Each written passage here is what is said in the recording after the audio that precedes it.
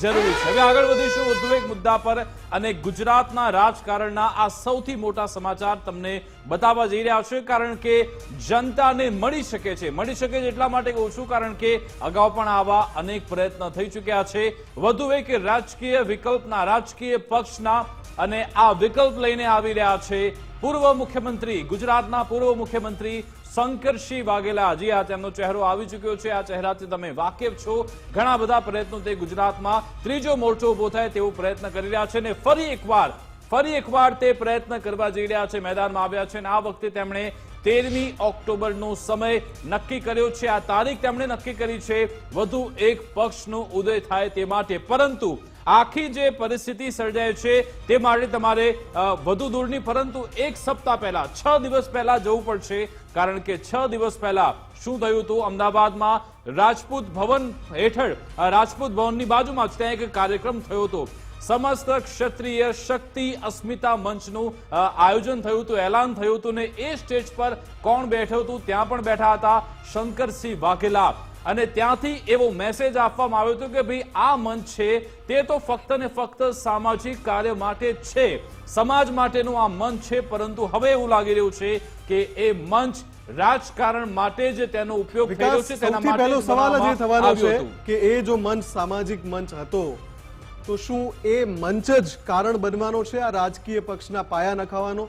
શરૂઆત ત્યાંથી થઈ છે શું, અથવા તો આ જે આખી સંરચના થઈ રહી છે અત્યારે પડદાની પાછળ, એ બંને પેરેલલ ચાલતી હતી? એ પણ એક સવાલ થશે કે અસ્મિતા મંચની રચના કરીને એને પહેલા ખુલ્લો મૂકી દેવામાં આવે અને ત્યાર પછી થોડો સમય વીતે એ પછી રાજકીય પક્ષની જાહેરાત કરાય। આપણી સાથે ક્ષત્રિય સમાજના આગેવાન અશ્વિનસિંહજી જોડાઈ ગયા છે। અશ્વિનસિંહજી, ફરી એકવાર સ્વાગત છે આપનું ગુજરાત ફર્સ્ટમાં।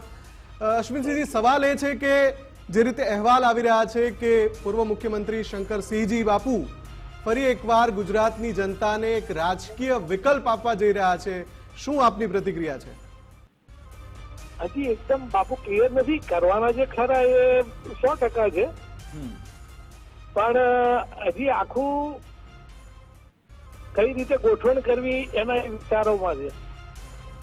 અશ્વિનસિંહજી, જ્યારે અસ્મિતા મંચની રચના થઈ હતી ત્યારે આપણે વાતચીત કરી હતી આ જ પ્લેટફોર્મ પર, એ સમયે પણ આ જ મુદ્દો ચર્ચામાં હતો કે બાપુ જે એન્ટર થયા છે ત્યાં રાજનીતિ તો હોય જ, એટલે એવું તો નથી ને કે આ અસ્મિતા મંચ સાથે પણ આ નવા જે કથિત પક્ષ છે એનું કોઈ કનેક્શન હોય?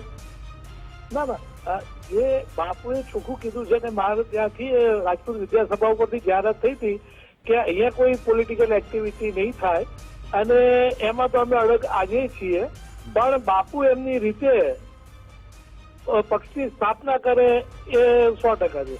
અચ્છા અશ્વિનસિંહજી, એવી વિગતો મળી છે કે 13 ઓક્ટોબરનો દિવસ નક્કી કર્યો છે ને જે રાજપૂત જે ગોતા ભવન આવેલું છે ત્યાંથી જ આ બધો એક કાર્યક્રમ યોજાવાનો છે તેવી પણ વિગતો છે, એટલે સીધો સવાલ ઉઠશે કે આમાં જે અસ્મિતા મંચ યોજવામાં આવ્યું છે? ના, એ ખોટી માહિતી છે આપની આગળ, ત્યાંથી આવું કઈ થવાનું જ નથી।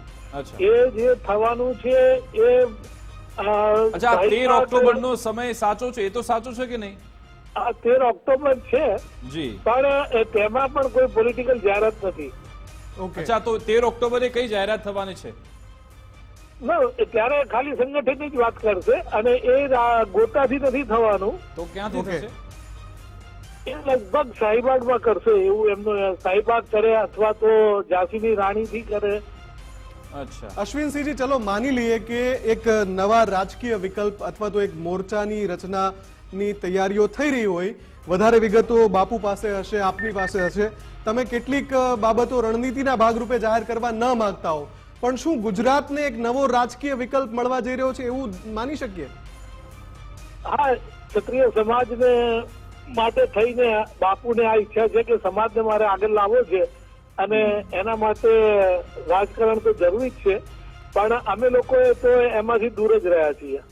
અચ્છા, પણ આમાં જે બિંદુ આપણે જો જોડવા જઈએ તો શંકરસિંહ વાઘેલાની પહેલા અમિત શાહ સાથે મુલાકાત થાય છે, એ વિડીયો તો બહાર નથી આવ્યા પરંતુ મુલાકાત થઈ હતી, સૌ કોઈને ખબર છે।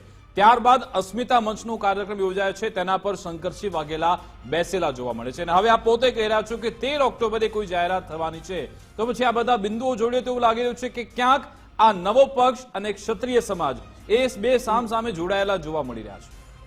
13 તારીખે હજી કહું છું કે કોઈ જાહેરાત નહીં થાય, અચ્છા ઓકે. હા હા, હજી તો અત્યારે તો સંગઠનની અચ્છા, ભાવના તમે કરી રહ્યા એમાં છે. કોઈ ભૂમિકામાં રહેવાના છો કે પછી તમે ના ના, આ હું મંચ સાથે જોડાયેલા છો? સમાજની સેવામાં જ રહેવાનો છું. Okay. હું કોઈ પોલિટિકલ એક્ટિવિટીમાં જોડાવાનું નથી.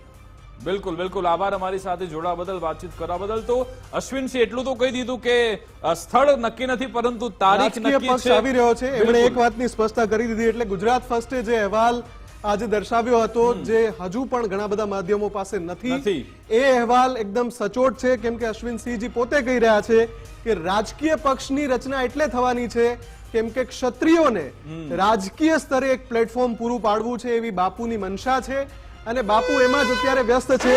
અને એ વાત અહીંયા કન્ફર્મ થઈ રહી છે. રાહ જોવી પડશે કે 13મી ઓક્ટોબરે આખરે